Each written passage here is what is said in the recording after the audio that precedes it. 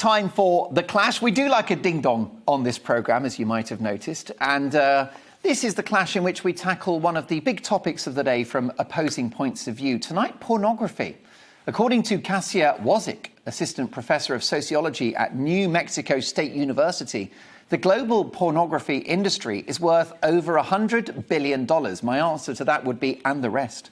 So is pornography an age-old pleasure and pastime, or a dark force which undermines and even damages society? To debate this, I'm delighted to welcome Graham Nichols, Director of Affinity, Gospel Churches in Partnership, and Carla Bellucci, who is a big star on the OnlyFans subscription website, in which supporters pay a monthly fee for exclusive, often intimate photographs and even videos. Great to have you both with us.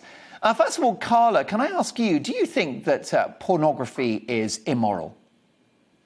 No, I think it's needed. It's obviously an industry that's been going for like ever, and I don't think anything's wrong with it. I think there's too much stigma around it. I don't think there is anything wrong with it whatsoever. I think it is a service, yeah, if you want to call it that, that is needed. I think it's healthy. However, are women in particular not exploited in the world of pornography? I don't think so. I mean, obviously, there's dark sides to every industry, but, you know, a lot of the massive porn stars or the people that are doing it, I believe they choose to do it. They make a lot of money. It's what they want to do. It's what they believe. It's up to them. I don't see anything wrong with it. Obviously, if it's trafficking or anything like that, it's a whole different scenario. You know, like if people are forced into it. But if it's something that somebody decides to do, let them jog on. Why not? So you say we need it. What do you mean by that exactly, Carla, that we need pornography? Well, I just think it's healthy. I think sex is a healthy thing. I think, you know, not everybody has partners. Not everybody, has somebody to share themselves with. And maybe some people just generally need it. I think, you know, it is just a fact of life. I don't see the big deal with it. I really don't. Graham Nichols, lovely to have you on the show as well. You are Director of Affinity, Gospel Churches in Partnership. And there you go, Carla, suggesting there that pornography completely natural, almost God-given, if you like.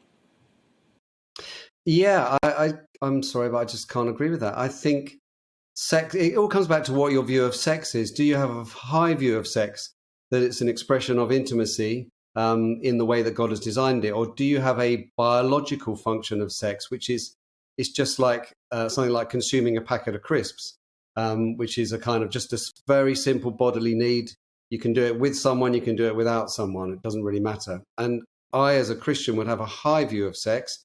And I think pornography both degrades that view, has a very low view of sex. But actually, leaving aside whether you're a Christian or not, I think for society, pornography is not good, because all it creates is loads of actually dissatisfied people, because it doesn't create satisfaction. Satisfaction in sex comes from that intimacy with someone you love. As a Christian, I'd say with someone that you're committed to in marriage, but more generally with someone that you love. And that doesn't come through pornography, because it's someone who doesn't care for you, who's pretending to care for you, who's pretending to want to be satisfied by you or satisfy you in some way.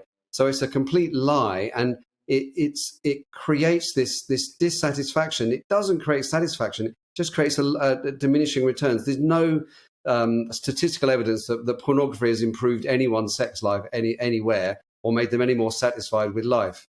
It's just created an industry through lust. So I can't see a lot of good in it, I'm afraid. Let's talk about Christian values, though, because if a married man pops one out to a porno, he's less likely to commit adultery. That's a proposition that I think is just a load of rubbish. There's no suggestion that that's true.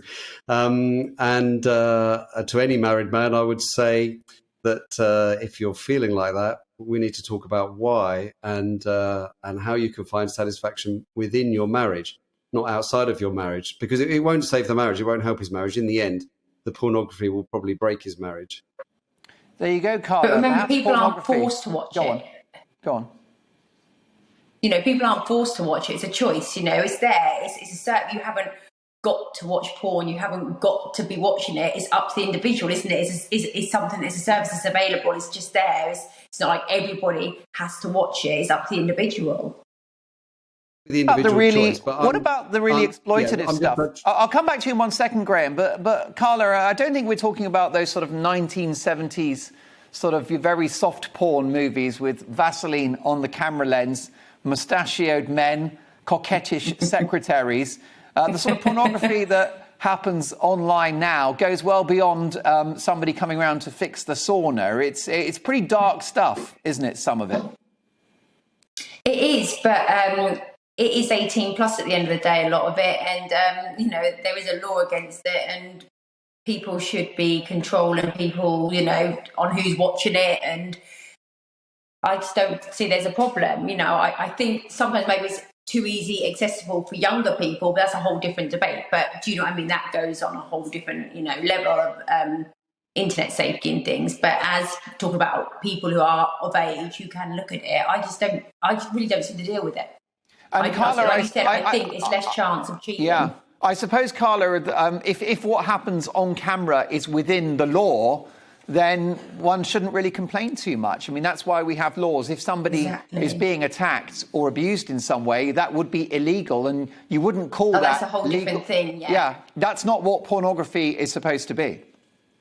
Yeah, exactly. Pornography is meant to be, like you said, it's a fantasy. It's meant to be safe, above board. Not that whole other dark world is a whole other thing. Anything illegal is, not obviously. But Carla, what about teenage boys in particular who apparently are getting addicted to pornography? It's affecting their ability to relate to other people and even get a girlfriend or a boyfriend.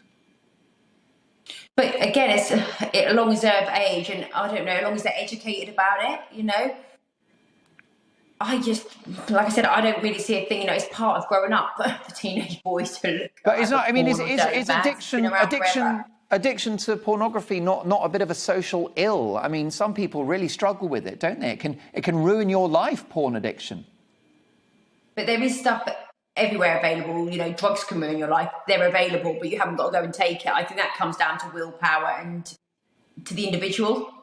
There's a lot of things we can be addicted to. Where other people aren't. That's up to the individual. I think, again, that's like willpower.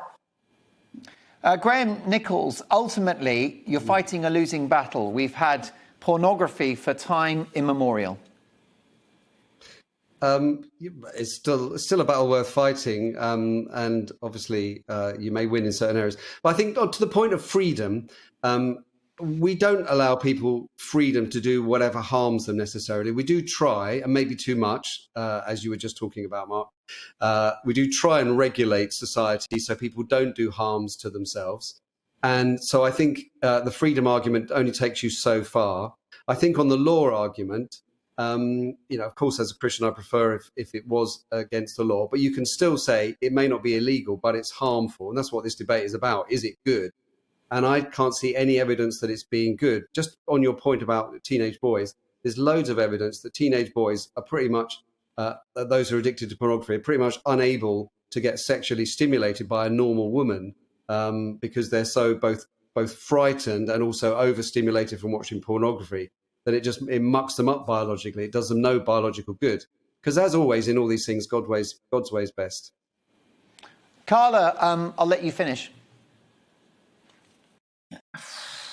Like I said, I think it's literally no harm whatsoever. I think it's healthy. I think young boys are going to be young boys. Sex is all around us. It sells. As long as it's above board, I cannot see a problem with it. I don't think it's ever going to go away, ever. I think there's going to be more and more of it.